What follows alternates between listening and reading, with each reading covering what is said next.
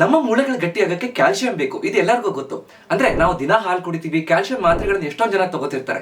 ಆದ್ರೂ ನನ್ನ ಮೂಳೆಗಳು ವೀಕ್ ಆಗಿದೆಯಲ್ಲ ಡಾಕ್ಟ್ರೇ ಅಂತ ನನಗೆ ಪ್ರತಿದಿನ ಹಲವಾರು ಜನ ಕೇಳ್ತಿರ್ತಾರೆ. ಮೂಳೆಗಳು ಗಟ್ಟಿಯಾಗಿರ್ಲಿಕ್ಕೆ ಕೇವಲ ಕ್ಯಾಲ್ಸಿಯಂ ಮಾತ್ರ ಸಾಕಾಗೋದಿಲ್ಲ. ಕ್ಯಾಲ್ಸಿಯಂ ಜೊತೆಗೆ ಬೇರೆ ಪೋಷಕಾಂಶಗಳಿದ್ದಾಗ ಮಾತ್ರ ಮೂಳೆಗಳು ಗಟ್ಟಿಯಾಗಿರ್ಲಿಕ್ಕೆ, ನಮ್ಮ ಆರೋಗ್ಯ ಚೆನ್ನಾಗಿರ್ಲಿಕ್ಕೆ ಸಾಧ್ಯ ಆಗುತ್ತೆ. ಯಾವುದು ಆ ಪೋಷಕಾಂಶಗಳು, ಯಾವ 7 ಪೋಷಕಾಂಶಗಳನ್ನ ಕರೆಕ್ಟ್ ಆಗಿ ತಗೊಳ್ಳೋದ್ರಿಂದ ನಮ್ಮ ಮೂಳೆಗಳನ್ನ ಗಟ್ಟಿಯಾಗಿ ಇಟ್ಕೋಬೇಕು ಅಂತ ನಾನು ಇವತ್ತು ಹೇಳ್ಕೊಡ್ತೀನಿ. ಕರೆಕ್ಟ್ ಆಗಿ ಅರ್ಥ ಆಗ್ಬೇಕು ಅಂದ್ರೆ ವಿಡಿಯೋನ ಕೊನೆ ತನಕ ನೋಡಿ. ನಮಸ್ಕಾರ, ನಾನು ನಿಮ್ಮ orthopedic surgeon doctor Kishan Bhagwat.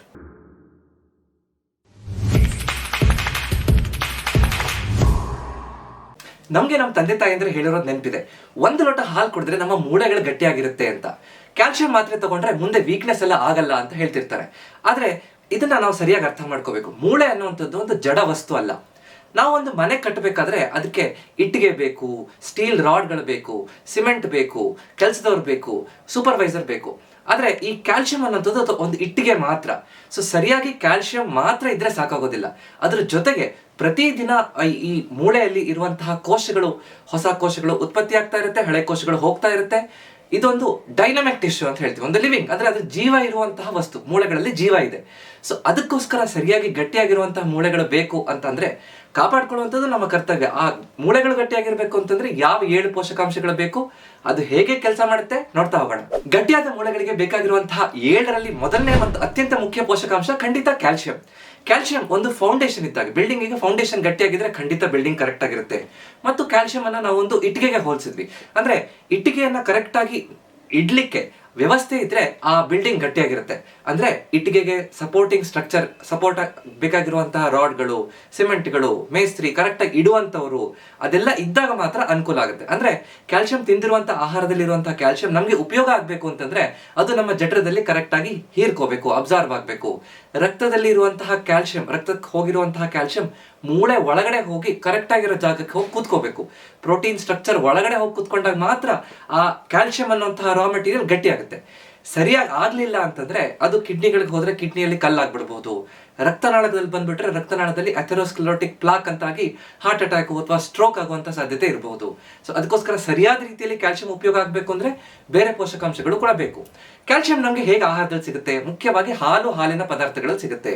ಹಾಲು, ಮೊಸರು, ಮಜ್ಜಿಗೆ, ಪನ್ನೀರ್, ಇದೆಲ್ಲದರಲ್ಲೂ ಈ ಕ್ಯಾಲ್ಸಿಯಂ ಬಹಳ ಚೆನ್ನಾಗಿರುತ್ತೆ. ಸೊ ಹಾಲನ್ನ ಸಣ್ಣ ಮಕ್ಕಳಿಗೆ, ಗರ್ಭಿಣಿ ಹೆಂಗಸರಿಗೆ, ವಯಸ್ಸಾದವ್ರಿಗೆ ಖಂಡಿತ 1 ರಿಂದ 2 ಲೋಟ ಪ್ರತಿದಿನ ಕುಡಿಲೇಬೇಕು. ಮೊಸರನ್ನ ತಿನ್ನಿ, ಮಜ್ಜಿಗೆಯನ್ನ ಕುಡೀರಿ ಅಂತ ಹೇಳ್ತೀವಿ. ಅದ್ರ ಜೊತೆಗೆ ಕೆಲವೊಂದಿಷ್ಟು ಹಸಿರು ಸೊಪ್ಪುಗಳಲ್ಲಿ ಕ್ಯಾಲ್ಸಿಯಂ ಚೆನ್ನಾಗಿರುತ್ತೆ, ಎಳ್ಳಲ್ಲಿ ಕ್ಯಾಲ್ಸಿಯಂ ಇರುತ್ತೆ, ರಾಗಿಯಲ್ಲಿ ಕ್ಯಾಲ್ಸಿಯಂ ಇರುತ್ತೆ. ಸೊ ಸರಿಯಾಗಿ ಕ್ಯಾಲ್ಸಿಯಂ ಅನ್ನ ಇರುವಂತಹ ಆಹಾರಗಳನ್ನ ನಾವು ತಗೋತಾ ಇದೀವಾ, ನಾವು ಪ್ರಶ್ನೆ ಮಾಡ್ಕೊಂಡು ಅದನ್ನ ಸರಿಪಡಿಸ್ಕೋಬೇಕು. ಕ್ಯಾಲ್ಸಿಯಂ ನಮ್ಗೆ ಹೇಗೆ ಆಹಾರದಲ್ಲಿ ಸಿಗುತ್ತೆ ಅನ್ನೋದ್ರ ಬಗ್ಗೆ ನಾನು ಡೀಟೇಲ್ಡ್ ಆಗಿ ವಿಡಿಯೋ ಮಾಡಿದೀನಿ. ಅದನ್ನ ಸುಮಾರು 10 ಲಕ್ಷ ಜನ ನೋಡಿದಿರಿ. ಸೊ ನೀವೇನ ನೋಡಿಲ್ಲ ಅಂದ್ರೆ ದಯವಿಟ್ಟು ಅದನ್ನ ನೋಡಿ.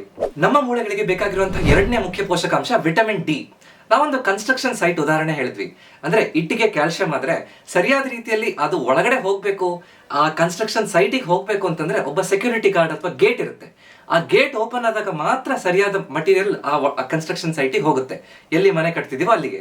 ಸೊ ಅದೇ ರೀತಿ ವಿಟಮಿನ್ ಡಿ ಕೆಲಸ ಮಾಡುತ್ತೆ. ಅಂದ್ರೆ ನಾವು ತಿಂದಿರುವಂತ ಆಹಾರ ಕರೆಕ್ಟ್ ಆಗಿ ನಮ್ಮ ದೇಹಕ್ಕೆ ಸೇರ್ಬೇಕು, ಉಪಯೋಗ ಆಗ್ಬೇಕು, ಜೀರ್ಣ ಆಗ್ಬೇಕು ಅಥವಾ ಒಳಗಡೆ ಹೀರ್ಕೋಬೇಕು ಅಂತಂದ್ರೆ, ಮತ್ತು ಮೂಳೆಗಳ ಒಳಗಡೆ ಹೋಗ್ಬೇಕು ಅಂದ್ರೆ ವಿಟಮಿನ್ ಡಿ ಬೇಕೇ ಬೇಕು. ಸೊ ಕ್ಯಾಲ್ಸಿಯಂ ಜೊತೆಗೆ ವಿಟಮಿನ್ ಡಿ ಒಳ್ಳೆ ಪಾರ್ಟ್ನರ್. ಅದು ಇಲ್ಲದೆ ಇದ್ರೆ ಕ್ಯಾಲ್ಸಿಯಂ ಕೆಲಸನೇ ಮಾಡೋದಿಲ್ಲ. ಸೊ ವಿಟಮಿನ್ ಡಿ ನಮ್ಗೆ ಆಹಾರದಿಂದನೂ ಸಿಗುತ್ತೆ, ನಮ್ಗೆ ಫ್ರೀ ಆಗಿ ಸೂರ್ಯನ ಬೆಳಕಿನಲ್ಲಿ ಸಿಗುತ್ತೆ. ಸೊ ಬೆಳಗಿನ ಹೊತ್ತು ಒಂದು 20 ರಿಂದ 30 ನಿಮಿಷ ನಾವು ಬೆಳಗಿನ ಆ ಸೂರ್ಯನ ಬೆಳಕಿನಲ್ಲಿ, ಮುಖ್ಯವಾಗಿ 8 ರಿಂದ 10 ಗಂಟೆ ಆ ಸಮಯದಲ್ಲಿ ಸೂರ್ಯನ ಬೆಳಕಿನಲ್ಲಿ ಹೋಗಿ ನಮ್ಮ ದೇಹವನ್ನು ಒಡ್ಡಿದ್ರೆ ಖಂಡಿತವಾಗಿ ನಮ್ಮ ದೇಹದಲ್ಲಿ, ನಮ್ಮ ಚರ್ಮದಲ್ಲೇ ವಿಟಮಿನ್ ಡಿ ಬಹಳ ಚೆನ್ನಾಗಿ ಉತ್ಪತ್ತಿ ಆಗುತ್ತೆ. ಆದ್ರೆ ವಿಪರ್ಯಾಸ ಅಂತಂದ್ರೆ ಈಗಿನ ಕಾಲದಲ್ಲಿ ಭಾರತದಲ್ಲಿ 70%ಗಿಂತ ಹೆಚ್ಚು ಜನರಿಗೆ ವಿಟಮಿನ್ ಡಿ ಕೊರತೆ ಇದೆ ಅಂತ ಸೈಂಟಿಫಿಕ್ ಸ್ಟಡೀಸ್ ಅಲ್ಲಿ ಹೇಳುತ್ತೆ. ಸೊ ಅದಕ್ಕೋಸ್ಕರ ವಿಟಮಿನ್ ಡಿ ನಾವು ಕರೆಕ್ಟ್ ಆಗಿ ತಗೋತಾ ಇಲ್ಲ ಅಂತಂದ್ರೆ ಸೂರ್ಯನ ಕಿರಣಕ್ಕೆ ಹೋಗಿ ವಾಕಿಂಗ್ ಮಾಡಬಹುದು ಅಥವಾ ಕೂತ್ಕೋಬಹುದು, ಅಥವಾ ಆಹಾರದಲ್ಲಿ ಸರಿಯಾಗಿ ತಗೋಬಹುದು. ಆಹಾರದಲ್ಲಿ ಈ ಮೊಟ್ಟೆ ತಿನ್ನುವಂತವ್ರಿಗೆ ಎಗ್ ಯೋಕ್, ಹಳದಿ ಬಣ್ಣದಲ್ಲಿ ವಿಟಮಿನ್ ಡಿ ಇರುತ್ತೆ. ಮೀನು ಮಾಂಸಾಹಾರ ತಿನ್ನೋರಿಗೆ ಮೀನುಗಳಲ್ಲಿ ವಿಟಮಿನ್ ಡಿ ಚೆನ್ನಾಗಿ ಸಿಗುತ್ತೆ. ಅಥವಾ ಈಗಿನ ಹಲವಾರು ಆಹಾರಗಳಲ್ಲಿ ಫೋರ್ಟಿಫೈಡ್, ಕೃತಕವಾಗಿ ಆಡ್ ಮಾಡಿರುವಂತಹ ವಿಟಮಿನ್ ಡಿ ಯುಕ್ತ ಆಹಾರಗಳು ಸಿಗುತ್ತೆ. ಸೊ ಅದನ್ನು ತಗೋಬೇಕು. ಸರಿಯಾಗಿ ಆಗ್ತಾ ಇಲ್ಲ, ನಮ್ಮ ವಿಟಮಿನ್ ಡಿ ಲೆವೆಲ್ ನ ಚೆಕ್ ಮಾಡ್ಕೊಂಡು ಸಪ್ಲಿಮೆಂಟ್ ತಗೊಳ್ಳೋದ್ರಿಂದ, ವಾರಕ್ಕೊಂದು ಮಾತ್ರೆ 8 ವಾರ ತಗೊಳ್ಳೋದ್ರಿಂದ ಬಹಳ ಚೆನ್ನಾಗಿ ವಿಟಮಿನ್ ಡಿ ಡಿಫಿಷಿಯನ್ಸಿನ ಪೂರೈಕೆ ಮಾಡಬಹುದು. ವಿಟಮಿನ್ ಡಿ ಕೊರತೆ ಇದ್ರೆ ನಮಗೆ ಮೈಕೈ ನೋವು ಬರೋದು, ಸುಸ್ತಿರೋದು, ಯಾವ ಕೆಲಸದಲ್ಲೂ ಇಂಟ್ರೆಸ್ಟೇ ಇಲ್ಲ, ಬಿದ್ರೆ ಬೇಗ ಮೂಳೆ ಮುರಿಯುವಂಥದ್ದು. ಕ್ಯಾಲ್ಸಿಯಂ ಇದ್ರೂ ಕೂಡ ವಿಟಮಿನ್ ಡಿ ಸರಿಯಾಗಿಲ್ಲ ಅಂತಂದ್ರೆ ತೊಂದರೆ ಹೆಚ್ಚು. ಸೊ ಅದಕ್ಕೋಸ್ಕರ ಕ್ಯಾಲ್ಸಿಯಂ ಜೊತೆಗೆ ವಿಟಮಿನ್ ಡಿ ಗೇಟ್ ಕೀಪರ್. ನಮ್ಮ ಗಟ್ಟಿಯಾದ ಮೂಳೆಗಳಿಗೆ ಮೂರನೇ ಪೋಷಕಾಂಶ ಮ್ಯಾಗ್ನೀಷಿಯಂ. ಹಲವಾರು ಜನಕ್ಕೆ ಮ್ಯಾಗ್ನೀಷಿಯಂ ಬಗ್ಗೆ ಕೇಳಿರೋದೇ ಇಲ್ಲ. ಅಂದ್ರೆ ಇದು ಒಂದು ಸ್ವಿಚ್ ಇದ್ದಾಗೆ. ಹೇಗೆ ಎಲ್ಲ ಕಡೆ ಕೆಲಸ ಆಗ್ಬೇಕಾದ್ರೆ ಕರೆಂಟ್ ಬೇಕೋ, ಪವರ್ ಬೇಕೋ, ಹೋಗಿ ಬೆಳಗ್ಗೆ ಸ್ವಿಚ್ ಆನ್ ಮಾಡಿದಾಗ ಹೇಗೆ ಅಲ್ಲಿ ಕನ್ಸ್ಟ್ರಕ್ಷನ್ ಸೈಟ್ ಅಲ್ಲಿ ಕೆಲಸ ನಡೆಯುತ್ತೋ, ಅದೇ ರೀತಿ ನಮ್ಮ ವಿಟಮಿನ್ ಡಿ ಆಕ್ಟಿವೇಟ್ ಆಗಕ್ಕೆ, ವಿಟಮಿನ್ ಡಿ ಕೆಲಸ ಮಾಡಕ್ಕೆ ಅಲ್ಲಿ ಸ್ವಿಚ್ ಆಗಿ ಈ ಮ್ಯಾಗ್ನೀಷಿಯಂ ಕೆಲಸ ಮಾಡುತ್ತೆ. ಸೊ ಮ್ಯಾಗ್ನೀಷಿಯಂ ಇದ್ದಾಗ ವಿಟಮಿನ್ ಡಿ ಆಕ್ಟಿವೇಟ್ ಆಗುತ್ತೆ, ಕ್ಯಾಲ್ಸಿಯಂ ಹೋಗಿ ಮೂಳೆಗಳಲ್ಲಿ ಕೂತ್ಕೊಳ್ಳುತ್ತೆ, ಕರೆಕ್ಟ್ ಆಗಿರೋ ಜಾಗಕ್ಕೆ ಕೂತ್ಕೊಳ್ಳುತ್ತೆ. ಸೊ ಮ್ಯಾಗ್ನೀಷಿಯಂ ನಮ್ಮ ಈಗಿನ ಆಧುನಿಕ ಜೀವನ ಶೈಲಿಯಲ್ಲಿ ಬಹಳ ಕಡಿಮೆ ನಾವು ಆಹಾರದಲ್ಲಿ ತಗೋತಾ ಇರುವಂತದ್ದು. ಅದಕ್ಕೋಸ್ಕರ ಮ್ಯಾಗ್ನೀಷಿಯಂ ಕಡಿಮೆ ಆಗಿರೋದ್ರಿಂದ ನಮ್ಮ ಕಾಫ್ ಮಸಲ್ಸ್ ಅಂದ್ರೆ ಮೀನ್ಕಂಡದಲ್ಲಿ ಮಾಂಸಖಂಡ ಕ್ರಾಂಪ್ಸ್ ಬರೋದು, ರಾತ್ರಿ ಹೊತ್ತು ಸಡನ್ ಆಗಿ ಹಿಡ್ಕೊಂಡ್ಬಿಡುತ್ತೆ, ಸಡನ್ ಆಗಿ ನನಗೆ ಒಂದು ಬಾಳೆಕಾಯಿ ಕಸ ಬರುತ್ತೆ, ಚೆಂಡು ಬರುತ್ತೆ ಅಂತ ಬಹಳಷ್ಟು ಜನ ಹೇಳ್ತಿರ್ತಾರೆ. ಅಂದ್ರೆ ಮಾಂಸಖಂಡಗಳು ಸಡನ್ ಆಗಿ ಗಟ್ಟಿಯಾಗಿ ಹಿಡ್ಕೊಂಡು ಒಂದ್ 2 ನಿಮಿಷ ಅಲ್ಲಾಡಕ್ಕೆ ಆಗೋದಿಲ್ಲ. ಇದು ಹೆಚ್ಚಿನ ಸಲ ಆಗುವಂಥದ್ದು ಮ್ಯಾಗ್ನೀಷಿಯಂ ಕೊರತೆಯಿಂದ. ಸೊ ಯಾಕಾಗುತ್ತೆ ಇದು ಮ್ಯಾಗ್ನೀಷಿಯಂ ಕೊರತೆ? ಹೆಚ್ಚಿನ ಸಲ ನಾವು ಪಾಲಿಶ್ ಮಾಡಿರುವಂತಹ ಅಕ್ಕಿಯನ್ನ ಅಥವಾ ರಿಫೈನ್ಡ್ ಹಿಟ್ಟನ್ನ ಉಪಯೋಗಿಸ್ತೀವಿ, ಈ ಹೆಚ್ಚು ಪ್ಯಾಕೇಜ್ಡ್ ಆಹಾರಗಳನ್ನು ಉಪಯೋಗಿಸ್ತೀವಿ, ಫ್ರೆಶ್ ಆಗಿರುವಂತಹ ಆಹಾರವನ್ನು ಉಪಯೋಗಿಸೋದೇ ಇಲ್ಲ. ಸೊ ಅದಕ್ಕೋಸ್ಕರ ಮ್ಯಾಗ್ನೀಷಿಯಂ ನಮಗೆ ಬೇಕು ಅಂತಂದ್ರೆ ನಾವು ಈ ಪಾಲಿಶ್ ಮಾಡದೇ ಇರುವಂತಹ ಅಕ್ಕಿ, ಸಿರಿಧಾನ್ಯಗಳನ್ನ ಬಳಸೋದನ್ನ ಉಪಯೋಗ ಮಾಡ್ಕೋಬೇಕು. ಹೆಚ್ಚು ಈ ಡ್ರೈ ಫ್ರೂಟ್ಸ್ ಗಳನ್ನು ತಿನ್ಬೇಕು. ಹಲವಾರು ಬೀಜಗಳು, ಮುಖ್ಯವಾಗಿ ಈ ಕುಂಬಳಕಾಯಿ ಬೀಜ, ಎಳ್ಳು ಮತ್ತು ಈ ಸೂರ್ಯಕಾಂತಿ ಬೀಜ, ಇದೆಲ್ಲದರಲ್ಲೂ ಬಹಳ ಚೆನ್ನಾಗಿ ನಮಗೆ ಮ್ಯಾಗ್ನೀಷಿಯಂ ಸಿಗುತ್ತೆ. ಹಸಿರು ಸೊಪ್ಪುಗಳಲ್ಲಿ ಸಿಗುತ್ತೆ, ರಾಗಿಯಲ್ಲಿ ಸಿಗುತ್ತೆ. ಸೊ ಇದನ್ನೆಲ್ಲ ನಾವು ಕರೆಕ್ಟಾಗಿ ಆಹಾರದಲ್ಲಿ ತಗೊಂಡಾಗ ಖಂಡಿತವಾಗಿ ನಮಗೆ ಈ ಕ್ಯಾಲ್ಸಿಯಂ, ವಿಟಮಿನ್ ಡಿ ಆಕ್ಟಿವೇಟ್ ಆಗಕ್ಕೆ ಅನುಕೂಲ ಆಗುತ್ತೆ. ಅವಾಗ ಅದ್ರ ಜೊತೆಗೆ ಈ ಮಾಂಸಖಂಡಗಳು ಕೂಡ ರಿಲ್ಯಾಕ್ಸ್ ಆಗುತ್ತೆ. ಈ ಸಡನ್ ಆಗಿ ಹಿಡ್ಕೊಳ್ಳುವಂತಹದ್ದು, ನೈಟ್ ಕ್ರಾಂಪ್ಸ್ ಬರುವಂತಹ ತೊಂದರೆ ಕೂಡ ಸರಿಯಾಗುತ್ತೆ. 4ನೇ ಮುಖ್ಯವಾದಂತಹ ಪೋಷಕಾಂಶ ವಿಟಮಿನ್ K2. ವಿಟಮಿನ್ K2 ಬಗ್ಗೆನೂ ಬಹಳಷ್ಟು ಜನ ಕೇಳಿರೋದಿಲ್ಲ. ಇದು ಟ್ರಾಫಿಕ್ ಪೊಲೀಸ್ ತರ ಕೆಲಸ ಮಾಡುತ್ತೆ ಅಂತ ಹೇಳ್ಬೋದು. ಅಂದ್ರೆ ಒಂದು ಕಡೆ ಟ್ರಾಫಿಕ್ ಹೇಗೋ ಹೋಗ್ತಾ ಇದ್ರೆ ಅದಕ್ಕೆ ಒಂದು ಆರ್ಡರ್ ಎಲ್ಲೆಲ್ಲೋ ಹೋಗಿ ಆಕ್ಸಿಡೆಂಟ್ ಆಗೋಂತ ಸಾಧ್ಯತೆ ಇರುತ್ತೆ. ಅಂದ್ರೆ ಸರಿಯಾದ ರೀತಿಯಲ್ಲಿ ನಮ್ಮ ದೇಹದಲ್ಲಿ ಕ್ಯಾಲ್ಸಿಯಂ ಹೋಗ್ಬೇಕು, ಅದನ್ನ ಕರೆಕ್ಟ್ ಆಗಿ ಡೈರೆಕ್ಟ್ ಮಾಡಕ್ಕೆ ವಿಟಮಿನ್ K2 ಬೇಕು. ಸರಿಯಾಗಿ ವಿಟಮಿನ್ K2 ಡೈರೆಕ್ಟ್ ಮಾಡಿದಾಗ ಕ್ಯಾಲ್ಸಿಯಂ ಮೂಳೆಗಳಿಗೆ ಹೋಗುತ್ತೆ. ಅದು ಆ ಡೈರೆಕ್ಷನ್ ಇಲ್ಲ, ಟ್ರಾಫಿಕ್ ಪೊಲೀಸ್ ಇಲ್ಲ ಅಂದ್ರೆ ಹೇಗೆ ಆಕ್ಸಿಡೆಂಟ್ ಆಗುತ್ತೋ ಅದೇ ರೀತಿ ಈ ಕ್ಯಾಲ್ಸಿಯಂ ಹೋಗಿ ಕಿಡ್ನಿಯಲ್ಲಿ ಸ್ಟೋನ್ ಕಲ್ಲಾಗ್ಬಿಡ್ಬಹುದು, ಅಥವಾ ರಕ್ತನಾಳಗಳಲ್ಲಿ ಹೋಗಿ, ಹೃದಯದ ರಕ್ತನಾಳಗಳಲ್ಲಿ ಹೋಗಿ ಆರ್ಟರೀಸ್ ಬ್ಲಾಕ್ ಆಗಿ ಅಥೆರೋಸ್ಕ್ಲೆರೋಟಿಕ್ ಪ್ಲಾಕ್ ಅಂತ ಆಗಿ ಹಾರ್ಟ್ ಅಟ್ಯಾಕ್ ಆಗುವಂಥದ್ದು, ಸ್ಟ್ರೋಕ್ ಆಗುವಂಥ ತೊಂದರೆ ಬಂದ್ಬಿಡ್ಬೋದು. ಸೊ ಅದಕ್ಕೋಸ್ಕರ ವಿಟಮಿನ್ K2 ಡೈರೆಕ್ಷನ್ ಅನ್ನ ಕೊಡುತ್ತೆ. ಹೇಗೆ ಕ್ಯಾಲ್ಸಿಯಂ ಗಟ್ಟಿತನ ಕೊಡುತ್ತೋ, ವಿಟಮಿನ್ ಡಿ ಹೇಗೆ ಅದನ್ನ ಹೀರ್ಕೊಳ್ಳೋಕೆ ಸಹಾಯ ಮಾಡುತ್ತೋ, ಈ ವಿಟಮಿನ್ K2 ಅನ್ನುವಂಥದ್ದು ಅದಕ್ಕೆ ಡೈರೆಕ್ಷನ್, ಒಂದು ದಿಕ್ಕನ್ನ ತೋರಿಸುತ್ತೆ ಮೂಳೆಗಳಿಗೆ ಹೋಗುವಂತ. ಆ ಕಡೆ ಹೋದಾಗ ಇಡೀ ಬಿಲ್ಡಿಂಗ್ ನಮಗೆ ಕರೆಕ್ಟ್ ಆಗಿ ಸರಿಯಾಗಿ ಕೆಲಸ ಮಾಡ್ಲಿಕ್ಕೆ ಅನುಕೂಲ ಆಗ್ತಾ ಹೋಗುತ್ತೆ. ಸೊ ವಿಟಮಿನ್ K2 ನಮಗೆ ಹೇಗೆ ಆಹಾರದಲ್ಲಿ ಸಿಗುತ್ತೆ? ಮುಖ್ಯವಾಗಿ ಇದು ಫರ್ಮೆಂಟೆಡ್ ಫುಡ್ಸ್ ಅಲ್ಲಿ ಸಿಗುತ್ತೆ ಅಂತ. ಅಂದ್ರೆ ಮೊಸರು, ಒಂದಿನ ರಾತ್ರಿ ಇಟ್ಟು ಹುಳಿ ಬರಿಸಿ ಮಾರನೇ ದಿನ ಮನೆಯಲ್ಲೇ ಮಾಡಿರುವಂತಹ ಮೊಸರಲ್ಲಿ ಸಿಗುತ್ತೆ. ಮನೆಯಲ್ಲೇ ನಾವು ರಾತ್ರಿ ಇಟ್ಟು ಮಾರನೇ ದಿನ ಮಾಡುವಂತಹ ಹಲವಾರು ಈ ಹುಳಿ ಬರಿಸಿ ಮಾಡುವಂತಹ ಆಹಾರಗಳಲ್ಲಿ ಬಹಳ ಚೆನ್ನಾಗಿ ಸಿಗುತ್ತೆ.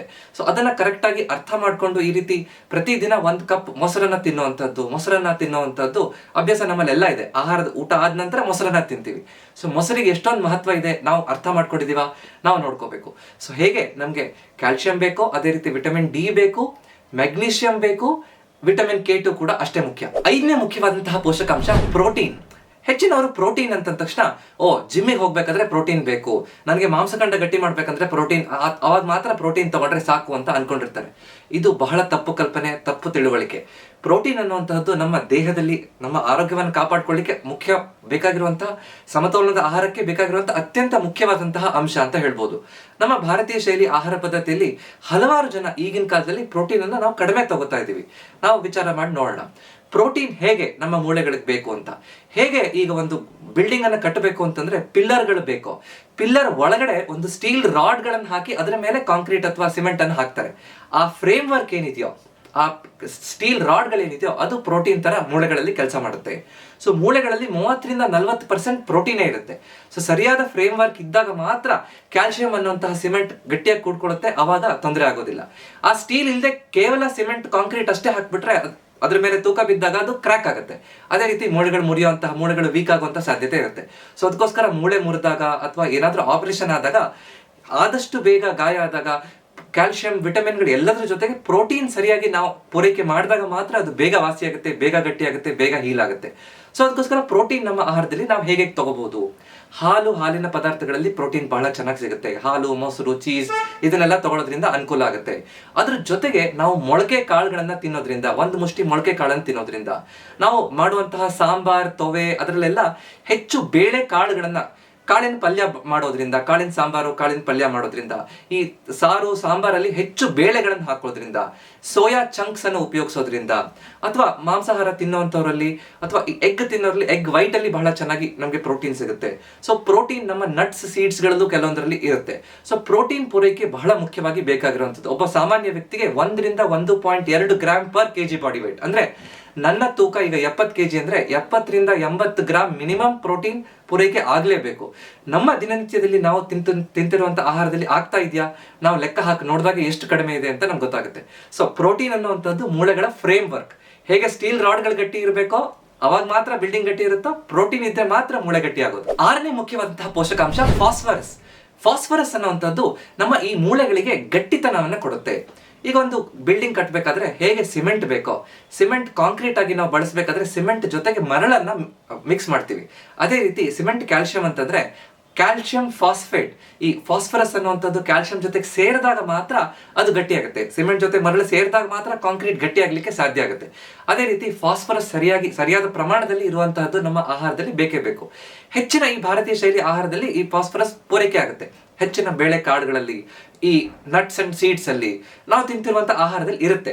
ಆದ್ರೆ ಹೆಚ್ಚಿನ ಸಲ ಇದು ಇಂಬ್ಯಾಲೆನ್ಸ್ ಆದಾಗ ಅಥವಾ ಹೆಚ್ಚಾದಾಗ ತೊಂದರೆ ಅಂತ ಹೇಳ್ತೀವಿ. ಈಗಿನ ಕಾಲದಲ್ಲಿ ಫಾಸ್ಫರಸ್ ಎಕ್ಸೆಸ್ ಅನ್ನ ನಾವು ತಗೋತಾ ಇದ್ವಿ, ತುಂಬಾ ಹೆಚ್ಚು ಫಾಸ್ಫರಸ್ ತಗೋತಾ ಇದೀವಿ.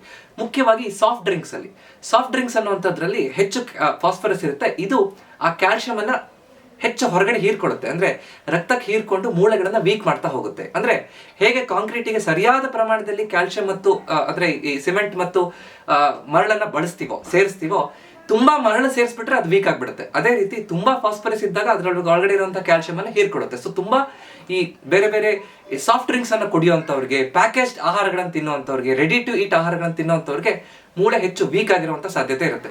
ಸೊ ಅದಕ್ಕೋಸ್ಕರ ಫಾಸ್ಫರಸ್ ನಮ್ಮ ಗಟ್ಟಿಯಾದ ಮೂಳೆಗಳಿಗೆ ಅತ್ಯವಶ್ಯಕ. ಕೊನೆ ಮತ್ತು 7ನೇ ಪೋಷಕಾಂಶ ಜಿಂಕ್. ಜಿಂಕ್ ಅನ್ನುವಂಥದ್ದು ನಮ್ಮ ಮೂಳೆಗಳನ್ನ ವಾಸಿ ಮಾಡುವಂತಹ, ಗುಣ ಮಾಡುವಂತಹ ಒಂದು ಪೋಷಕಾಂಶ ಅಂತ ಹೇಳ್ಬೋದು. ಈ ಮೂಳೆ ಅನ್ನುವಂಥದ್ದು ಪ್ರತಿದಿನ ಹೊಸ ಕೋಶಗಳಾಗ್ತಾ ಇರುತ್ತೆ, ಹಳೆ ಕೋಶಗಳು ಸಾಯ್ತಾ ಇರುತ್ತೆ. ಆ ಪ್ರೊಸೆಸ್ ಅನ್ನ ಬ್ಯಾಲೆನ್ಸ್ ಮಾಡೋದಕ್ಕೆ ಒಳಗಡೆ ಪ್ರೋಟೀನ್ ಅಲ್ಲಿ ಇರುವಂತಹ ಕೊಲಾಜನ್ ಅನ್ನುವಂತಹ ಆ ಪ್ರೋಟೀನ್ ಅಂಶವನ್ನ ಪ್ರತಿದಿನ ಅದು ಉತ್ಪತ್ತಿ ಮಾಡೋದಕ್ಕೆ, ಅಲ್ಲಿ ರಿಪೇರಿ ಆಗ್ಲಿಕ್ಕೆ ಜಿಂಕ್ ಬಹಳ ಮುಖ್ಯ. ಅಂದ್ರೆ ಒಂದು ಮನೆಯಲ್ಲಿ ಹಲವಾರು ತೊಂದರೆಗಳು ಆಗ್ತಾ ಇರುತ್ತೆ, ಅದನ್ನ ಆಗಾಗ ರಿಪೇರಿ ಮಾಡ್ತಾ ಇರ್ಬೇಕಾಗುತ್ತೆ. ಇದಕ್ಕೆ ಜಿಂಕ್ ಇದ್ದಾಗ ಮಾತ್ರ ಸಾಧ್ಯ. ಒಂದೇ ವಯಸ್ಸಿನ ವ್ಯಕ್ತಿಗಳಿಗೆ 2 ಜನರಿಗೆ ಫ್ರಾಕ್ಚರ್ ಆಯಿತು ಅಂತ ತಿಳ್ಕೊಳ್ಳಿ. ಕೆಲವೊಬ್ಬರಿಗೆ ಬೇಗ ಗುಣ ಆಗುತ್ತೆ, ಬೇಗ ಹೀಲ್ ಆಗುತ್ತೆ, ಕೆಲವೊಬ್ಬರಿಗೆ ಲೇಟಾಗಿ ಹೀಲ್ ಆಗುತ್ತೆ. ಮುಖ್ಯವಾಗಿ ಇದರಲ್ಲಿ ಜಿಂಕ್ ಬೇಕು. ಮೂಳೆಗಳು ಗಟ್ಟಿ ಆಗ್ಲಿಕ್ಕೆ, ವಾಸಿ ಆಗ್ಲಿಕ್ಕೆ, ಗುಣ ಆಗ್ಲಿಕ್ಕೆ ಜಿಂಕ್ ಬೇಕೇ ಬೇಕು.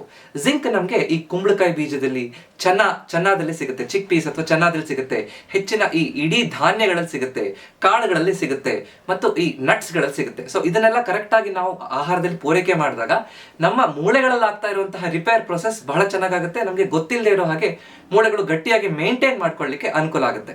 ಸೊ ಇವತ್ತು ನಾವು ನಿಮ್ಗೆ 7 ಮುಖ್ಯವಾದ ಪೋಷಕಾಂಶಗಳು, ಹೇಗೆ ಒಂದು ಬಿಲ್ಡಿಂಗ್ ಕನ್ಸ್ಟ್ರಕ್ಷನ್ ಆಗ್ಬೇಕಾದ್ರೆ ಒಳಗಡೆ ಸಿಮೆಂಟು, ಮರಳು, ಬೇಕಾಗಿರುವಂತಹ ಸೆಕ್ಯೂರಿಟಿ ಗಾರ್ಡು, ಅಲ್ಲಿ ಬೇಕಾಗಿರುವಂತಹ ಸ್ವಿಚ್, ಪವರು ಎಲ್ಲದೂ ಬೇಕೋ, ಕರೆಕ್ಟ್ ಆಗಿ ಅದು ಇದ್ದಾಗ ಮಾತ್ರ ಹೇಗೆ ಬಿಲ್ಡಿಂಗ್ ಗಟ್ಟಿ ಆಗುತ್ತೋ ಅದೇ ರೀತಿ ನಮ್ಮ ದೇಹದಲ್ಲಿ ಕ್ಯಾಲ್ಸಿಯಂ ಮಾತ್ರ ಅಲ್ಲ, ಕ್ಯಾಲ್ಸಿಯಂ ಜೊತೆಗೆ ಬೇಕಾಗಿರುವಂತಹ vitamin D, magnesium, zinc, phosphorus, protein ಇವೆಲ್ಲವೂ ಕೂಡ ಸರಿಯಾಗಿ ಕೆಲಸ ಮಾಡಿದಾಗ ಮಾತ್ರ ಬಹಳ ಚೆನ್ನಾಗಿ ನಮ್ಮ ಮೂಳೆಗಳು ಅನ್ನುವಂತಹ ಮನೆ, ನಾವಿರುವಂತಹ ಮನೆ ಕರೆಕ್ಟ್ ಆಗಿ ನಾವು ಮೇಂಟೈನ್ ಮಾಡ್ಕೊಳ್ಳಕ್ಕೆ, ಗಟ್ಟಿಯಾಗಿ ಇಟ್ಕೊಳ್ಳಿಕ್ಕೆ ಸಾಧ್ಯ ಆಗುತ್ತೆ. ನಮ್ಮ ಮೂಳೆಗಳನ್ನ ಗಟ್ಟಿಯಾಗಿಡ್ಲಿಕ್ಕೆ ಈ 7 ಪೋಷಕಾಂಶಗಳ ಜೊತೆಗೆ ನಾವು ಒಳ್ಳೆಯ ಜೀವನ ಶೈಲಿಯನ್ನ ಅನುಸರಿಸಬೇಕು, ಒಳ್ಳೆಯ ಪಥ್ಯ ಇರಬೇಕು.